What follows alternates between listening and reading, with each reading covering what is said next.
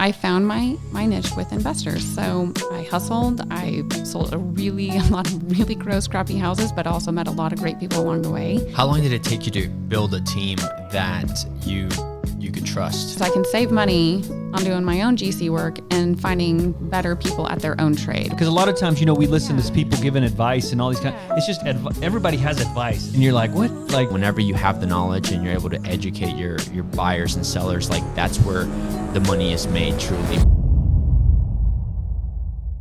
Jennifer Samuelson, thank you so much for making time for us today. I know that your schedule is very busy, but I'm super excited that you came on board. I wanted to have you on board because, of course, we have a lot of conversations with different loan officers, top producing agents, and not only are you a top producing agent, but you actually invest in real estate yourself. You are hold some long-term rentals, you have Airbnbs, you do flips, and you do it all. So I think that you're not just talking the talk, but you're walking the walk when you're talking with your clients and seeing the production that you've done. You've done over 50 units in the last 12 months, which is super impressive. I'm glad you know that. And I do not. He always knows that. I'm not like a volume follower. I don't keep track of my stuff. Thank goodness EXP does for me. Yeah. Because I will add that you're an EXP OG. I am. Tell everybody your number. Okay. So I don't even know what this means, but I remember you being excited about telling me so this. I think we're at like 92,000 across the world now because we're in like 23 different 92,000 agents. Correct. And Daryl Baskind, I met him 11 years ago at Starbucks at Utica Square. And I was like, if this guy believes in this company, so am I. And I jumped on board and have been with it 11 years. So I'm like agent 169. Wow. 169 out of 92,000. Yeah. So they give you a number? You get a number. Kind of like on the MLS or whatever. Yeah. Yep. So, I mean, now people that join are like, 92,172. Exactly. Yeah. So Wow. Dang, that's pretty impressive. it is impressive. So I know they do like stock share or something like that. Are you pretty well set there? So to be honest, we'll just put a little EXP plug in here, but like that was one of the business models that sold me, or one of the reasons why this business model sold me was like, they're very agent driven. They are, they understand that we're the boots on the ground. And so they're like, your first transaction of the year, here's a little stock. You meet in certain volume, here's some stock. You become an icon agent, they give you that stock or that 16,000 that you capped completely back. So anyways, I have benefited from EXP immensely, especially like my early days, like when the stock cranked up there. I cashed out 2 times. I used one for a complete remodel and then one to put a down payment on a property, or like actually that was the condos, the 21 units. So had I been with any other brokerage, that wouldn't have been possible. So yeah, it's been good. So one of the things that we always talk about is like what type of people will get into the business on the real estate side or the loan officer side that is going to be successful in this business, because we know that there's a lot of people, to give you some perspective, even in the market that we're in right now, if you're doing 10 transactions a year, you're in the top 15 to 20% in the entire Tulsa MLS. And that shows a lot who you are as a person to stick with the same company for the last 11 years, because there's a lot of moving around, especially right now, because the grass is always greener, right? Yeah. So Alfredo, I don't know if you knew this, but she came from being a teacher. Oh, really? Which if we're sitting here interviewing a loan officer and they're a teacher, I don't know about you, but that's not a occupation that I'm thinking like they're going to be a great. Coincidentally, a lot of agents were teachers. Teachers make the best anything. We do. We like multitask. We can handle like high stress. Like put us anywhere, we got it. So I don't know. Maybe that's what it is. Tulsa Public for 11 years as well. Over at Eugene. You do Fields. everything 11 years, huh? Yeah. You're about to go. Do some. Yeah, you've reached your 11 years. Come November, here we are. Got to make a life change. But no, so it was Eugene Field over on the west side, kind of where they hold Oktoberfest. Yeah. Like they completely redid they that. just renewed it. Yeah. All that.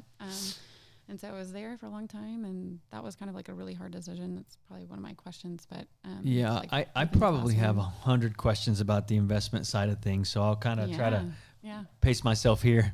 But how did you transition from being just a real estate agent to getting into the investment side of things? How long into your career did you do that? And it's also pretty amazing that I know as much business you do on the investment side that you still were able to do the 50 transaction that Will's talking about. How do you balance that? But how did you get into it in the first place? Thank you. So I overlapped teaching and real estate for 3 years because, you know, I did one transaction my first year being an agent. I was like, one. And it was a referral from Daryl. And I was like, Daryl, I'm quitting. Like, I can't do this. Like, he's like, no, you have to hang in there. Like, you have the personality. You can do this. I know you'll be great. So I hung in there. Then the next year I sold like 14 and then in 28 and it just kind of kept growing. And I found my niche with investors. So, I moved into Owen Park, which is kind of my little, I don't know, it's my expertise down there. I've sold probably like 75 houses just in Owen Park and met an investor. He had like 100 doors and he offloaded a couple packages. He gave me the last 20 and was like, see what you can do. And I was hungry and I just, you know, I hustled. I sold a lot of really gross, crappy houses, but also met a lot of great people along the way and made some investor friends who then I sold crappy houses to. They fixed them up. They let me sell them when they're all pretty. And I started to just kind of absorb the process. And I was like, I can do this, you know? And so 3 years after overlapping, I walked away from the classroom.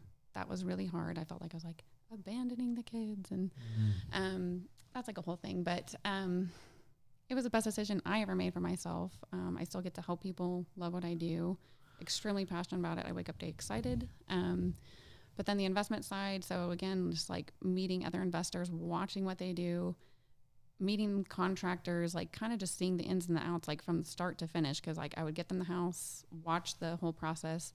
Then they kind of started asking me to like help, you know, there are these guys that don't know what looks pretty. So they kind of start asking me and I found out like, hey, I'm actually really good at this too. So, then I saw a house on auction.com, like who finds something. Yeah. And I asked my grandma to, help me buy this house and flip it, my first flip. And this is how long into your career? This is probably year 4, I would say. Year 4. So kind of did just the buying and selling, just that, you know, helping people. And then I was like, oh, I want to do this. And so I saw this house and I was like, this is it. And my grandma was like, do you think it's going to make any money? And I'm like, yes, this is the one. So she was your partner or just She was my partner. Okay. So we decided to go 50-50. Like she would fund the whole thing front to back and I would do all the work, obviously. Right. And so it was a house in Owen Park. It was filled like needles, dog feces, probably some human feces, who knows, spray painted, graffiti. It was just the whole front door was just trash out on the front lawn. And I did like my, peek under the carpet, great hardwoods, originals still intact. I saw the vision. I just kind of was like, I can do this. So I bought it for $36,000 and ended up selling it for about $240,000. Wow. Yeah. How much you put into it? 100. Wow. So Graham was like, "Yeah, all right, you did." Let's do this again. So like, how long did it take you to? How long did it take you to do the whole thing? That I would say, probably like 6 months. Wow, that's pretty quick turnaround. Like 6 months. And you did what percentage of the work? I just hired out contractors. Okay. So at this point, I had already started. I had a couple of rentals at that point. So okay. My husband and I, we had a couple of rentals, and start like maybe two, maybe 3. So based on how you handled that one and how you handle them now, what are some big lessons that you learned along the way? Because your first one, there's probably, seems like you did amazing on your first one, but there's still some things you could have, that you would have been like, well, yeah. And I will chalk this up. Like, I got to give God a shout out because like he blesses everything I do. I have not lost. I don't know. He's just like, he's with me every step of the way. But I will say I've been very fortunate to find good contractors. That's like the number one thing, people you can trust. Like when you send them to the store, you do a work order, that those supplies are going to show up at your job site, that they didn't say, oh, I need, 40 2x4s and there's really 20 and they got the rest of them at their shop or something, So just finding like great people. And I feel like I've had that. I have such a good Rolodex of people that I trust. I've got all my guys I would let in my house, alone or whatever. But I'd say that's like the number one thing is just having your trusted people, your team. Yep. I pretty much GC everything. I have kind of like my main guy there, in and out, but like I've got my plumber, my electrician, my tile, my framer, my trim, my floors, all that kind of stuff. My roofer, but how long did it take you to build a team that you could trust? So the first one, Alfredo, like you said, like that would be my main thing is like I trusted him maybe a little too much. And he didn't really take advantage, but he probably took longer because then they take other jobs, you know, and they're like not there every day. And so this guy was like, I can do it all. I've got the electrician, I've got the plumber. And so then I realized I can save money on doing my own GC work and finding better people at their own trade rather than relying on him to, you know, take a little money off the top and whatever. So I would say that was my kind of lesson there was like, you know what, I think I'm just going to kind of find the best people that I can find and, you know, let them do their own thing and manage it. And just so that the people listening get an idea of what kind of business you manage here, and you strike me as a very modest person in this, so you probably don't know these numbers right off the top of your head, but just give me some estimate. How big is your portfolio right now, right? And then how many flips you think you have done since that first one? Just so because a lot of times, you know, we listen to people giving advice and all these kind of, it's just, everybody has advice. And sometimes you go, well, how many of these have you done? And they're like, I'm on my third one. Right. And you're like, what? Like, I don't know. Okay. So right now about 35 doors, like rentals. So you have 35 doors right now? Yes. How many are Airbnb? How many are long-term?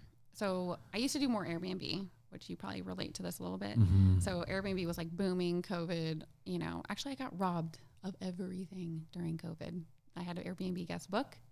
And when they checked out, they didn't even leave the handle pulls in the kitchen or the light fixtures. At one of your houses? Yes. I walked in to like drop supplies off and I'm like, where's the washer dryer? And then because I opened the back door and then I like walk in, I'm like, where's the house? Like maybe there's another word in there, but like, you know, I'm like, oh my gosh, like it was probably the most devastating feeling I've ever felt. Like you're in the middle of a pandemic, the shelves are empty because they're not shipping anything. No one's working. And I have all these bookings because people were like, well, let's go travel. Let's go stay in these Airbnbs. Let's go as busy as they've ever been. It was so I had to shut down completely, lose my bookings, try to put a house back together in a pandemic. And I like to make things cute. Like I'm not just going to throw whatever I see. Like there's a couch, great. No, like I have to make it look cute. Everything has a theme. I've got the Charmer, the farmhouse, Santa Fe. They all have a little theme to them. So it just, it was horrible. So that happened. So I've kind of tapered away from the Airbnb. I have 2 actual ones online, and then I've moved 1, 2, 3, 4. I've moved 4 to midterm stays, and I've really been enjoying that. What's a midterm stay? 30 days or longer, and most of the time people are there for like 3 to 6 to a year. Honestly, like I put one up. Same platform? No, I just put it up on Zillow. To be honest, like Furnish Finder is a place I put things out on, but I have had 0 luck. Truthfully, just Zillow has been so furnished though. Fully furnished, basically like an Airbnb. They can pick up their bags and move in. Like right now, I'm helping a client out. Him and his wife are going through actually a terrible situation. Their son has an autoimmune disease. He's got PANS, and they had to get out of their house immediately because they found mold in the air ducts in the basement and whatnot. And I said, hey, I got an Airbnb. You just go. Take care of your family, and we're doing all that. But the midterm stays are basically, I've had trades guys that call up, say, hey, I've got a group of guys. They need a place to stay for 6 months. Great. I love them. They don't call me for nothing. And then I've got 1 bed, 1 bath over at the Pearl District. I call them Crest Condos. And there's 2 of them there. And travel nurses, because it's right by Hillcrest. That's been great. How much business do you think that you get for your like real estate business from doing a lot of rentals, a lot of Airbnbs, flips even? Do you think that that's a big percentage of like why you do so much business? Yes. I will say like my investors like have fueled me. Like I'm so grateful for them because, you know, when there's a little bit of, you know, the high interest rates and buyers are kind of sitting and sellers are holding out on their 2.9% interest rate, yet their credit card is 35%. Just kidding. You know, I am so thankful. I've got one investor that I work particularly with. His name is Alberto Perez. He makes the best product. I've got 2 of his houses on the market right now. And him and I have just been a great team. And like, I'm so thankful for him and like the business that we've been able to help each other with. And, you know, a lot of, I would say, probably 60 to 70% is probably investor driven. Wow. For me. Yeah. Listing side. Listing side. Yeah. That's a great point that you pointed out there, because a lot of people don't, that we call that a blended rate, and there's so many people that are holding on that rate, but everything else has gone up. So whenever you ask, you ask somebody like, hey, have you ever thought about selling your house? Like you could sell, you could make a good amount of money, even though you've only lived there a couple of years. And they're like, no, I have a 2 or 3%. And it's like, well, what's your overall rate? Because even like auto loans right now, I think they're like 9%, like average across the nation. And it's things that people don't think about, but whenever you have the knowledge and you're able to educate your buyers and sellers, like that's where the money is made, truly, by helping people that have them understand really what it takes to be able to make the next step in life there. So a question I wanted to go back. You said that you started with an investor giving you a package of 20 houses. I've had about 3 or maybe 4 agents that I work with that they've had that opportunity, and not one of them have been successful. It was kind of like one of those things where like they got the opportunity because somebody else, and part of the reason is because, and I don't know on your end, but they wanted to sell the whole thing together. Was that the same thing for you? No. So he told me I could sell him however which way I could get it done. Just get it done. He was moving to Florida. He wanted to check out, retire, cash in. And so it was unfortunate. Like I kind of got the scraps. Like he already had sold a couple packages, like the good stuff, to other investors, that world, everybody knows everybody. Yeah. So a lot of the times the good stuff's not going out on the market. It's all sold between a handshake, but so I kind of got the last 20, and this is when I was a bar cart girl at Tulsa Country Club. I literally brought my flyer on the cart. Nice. And I'm telling you guys, like I had a flyer, like, I had like icon pictures of like what the house was and Bed Bath and the price and whatever, and like would just hand it out. That's amazing. But honestly, not one of those people have bought anything. But but I would take my rubber boots because these houses had like fleas in them. There was like pit bulls in the backyard, and So there were still tenants living in there? Not tenants. Just dogs. We'll call them squatters. Oh, gotcha. There was one time, I'm so thankful, I couldn't get in the door.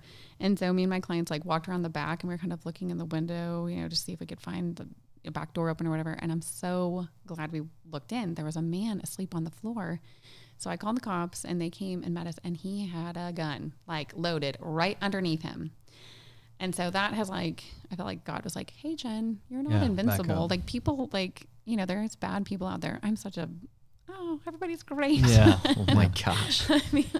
And so I was very, because who knows, like people wake up startled. Yeah. He's on something, you never know. Just fires away, whatever. But so I feel like you have a pretty good eye for houses. Like there's some neighborhoods, like it wasn't that long ago that Owen Park, you really had to have an imagination to see, hey, this area, there's Brady Heights, there's all these areas that are close to downtown, or just you seem to have a good eye. Like I'm terrible at that. I'll drive through the neighborhood and then look at the house and I'll be like, no way. Yeah. There's just no way. But there's just some people that see it. Yeah. What is it that you look for? Like what are there certain things in a neighborhood that you go, man, this neighborhood would be great because, or I see that this neighborhood will be something someday. Or like you mentioned, peek in and see if the hardwood floors. What are some things you look for in an area, and what are some things you look for in a house that you go, this is up and coming?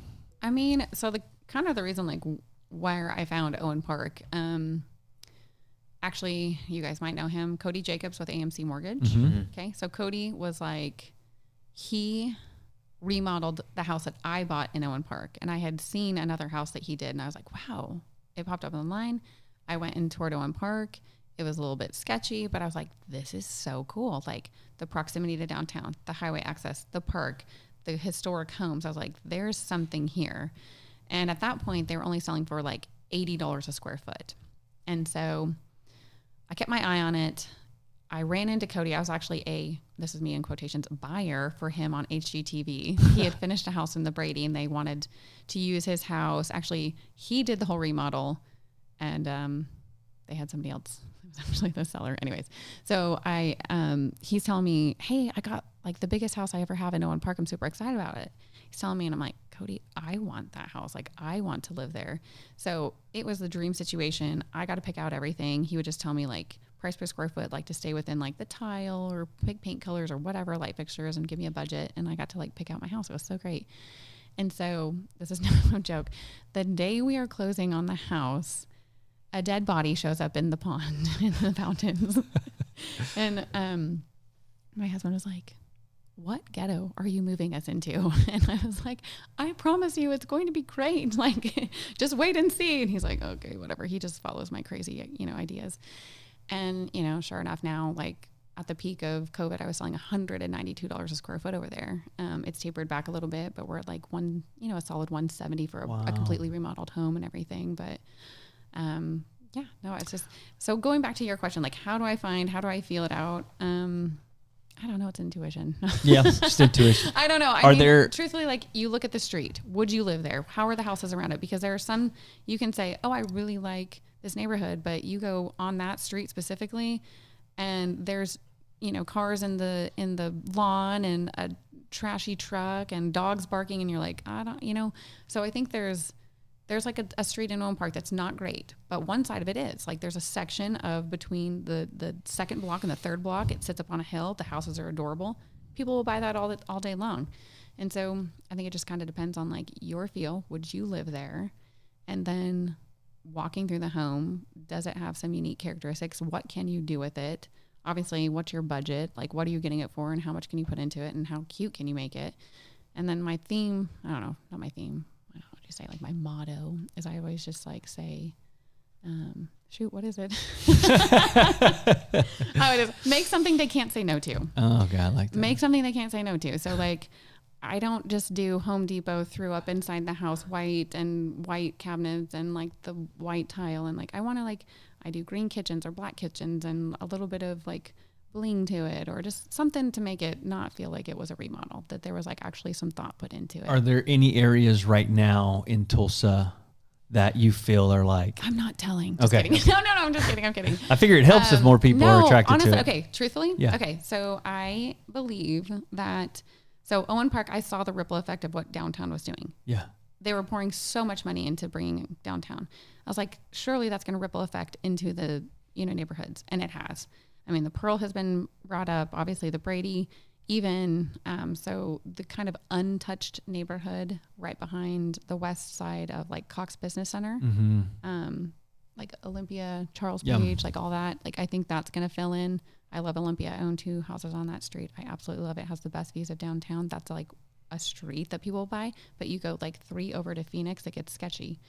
But I think watching what downtown did. So Brady has obviously already been discovered, or sorry, the Heights. Brady Heights. Brady Heights. Yeah. Only you don't say Brady Heights, you say the Heights now. Oh, it is now. Brady, really? We got rid of, yes, because there's no Brady.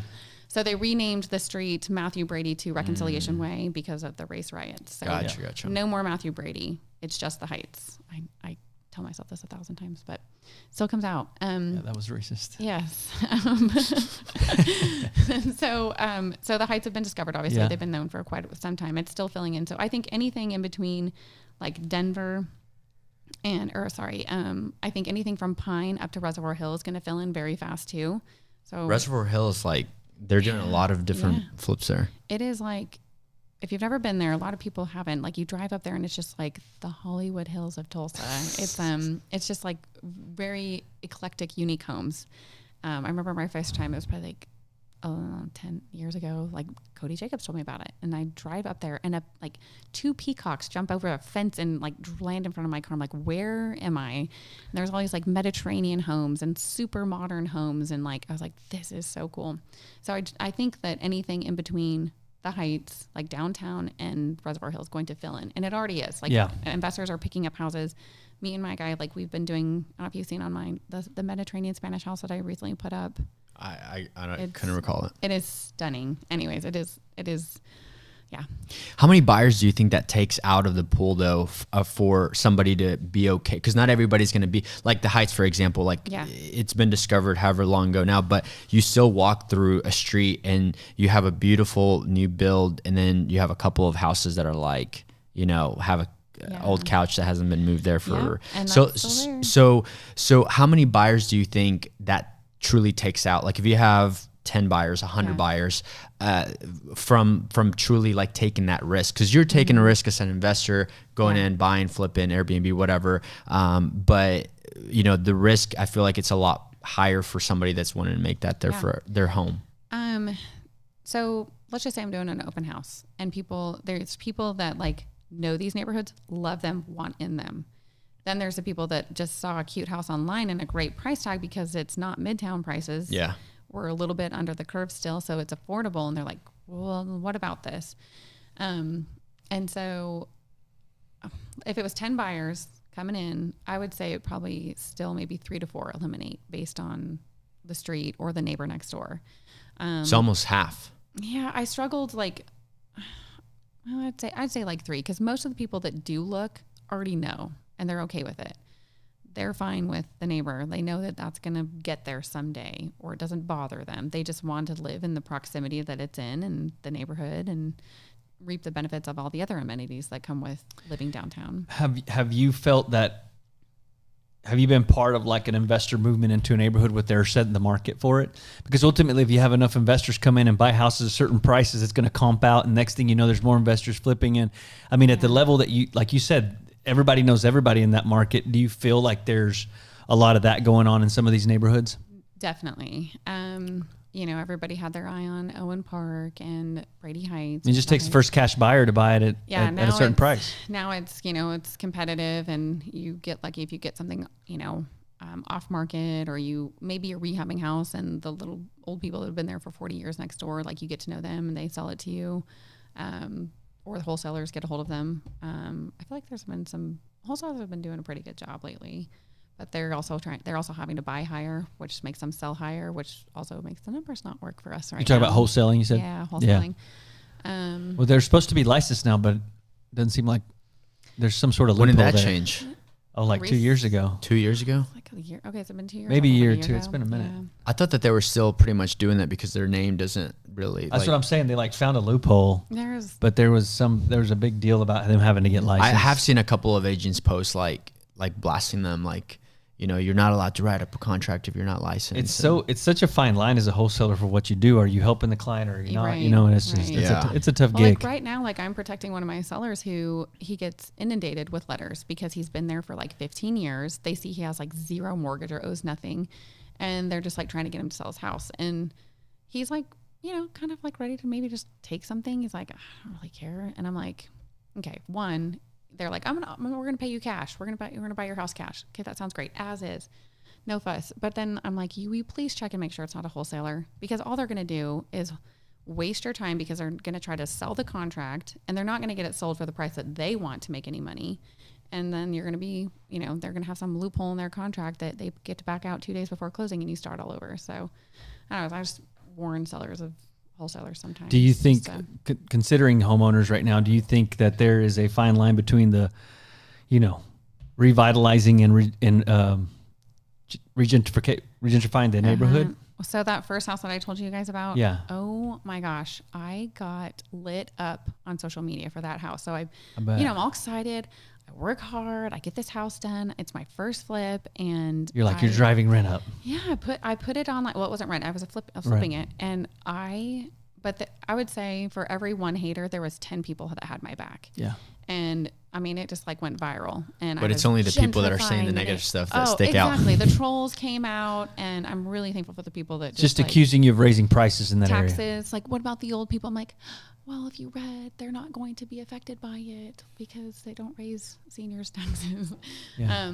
Anyways, it just, yeah. So I just, obviously then people thank me because I'm raising their property value. I don't know, people that can't afford to buy something and they've, you know, messed up their credit, of course they're going to be haters. But the people that are, you know, able to buy or sell their house, they see it as an opportunity. Thank you, Jennifer. We love what you've done. Like, I don't have a house that has needles, you know, spilling out the front door. So, yeah. So I don't think this made it on the podcast when we started talking, but you do hold the record for my shortest coffee meet that I've ever had with an agent. So I don't drink coffee. That's I appreciate you being here on time and giving us the time. But one thing that I do it's funny because talking about social media, I just recently met you, but I feel like I have known you for longer because of interactions that we have had. And then you're very open with like what you do and everything. And one of the things that's very impressive to me is you have 2 boys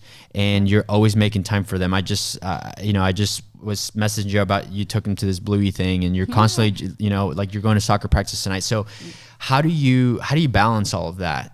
Because, it seems like you barely have enough time in the day to do all the things that you're doing in real estate. How do you prioritize that? Man, thank you. I take being a mom like it's like the most important job I have. So yes, 2 little boys, 4 and 6. They are starting like the sports and all this, new world. I had to do homework with my first grader. I was like, what? But already in the first week of school? Yes, Dang. it was like it's not mandatory, but like, who's not going to do it? Yeah. I'm not going to Wait, be that mom. what? Yeah.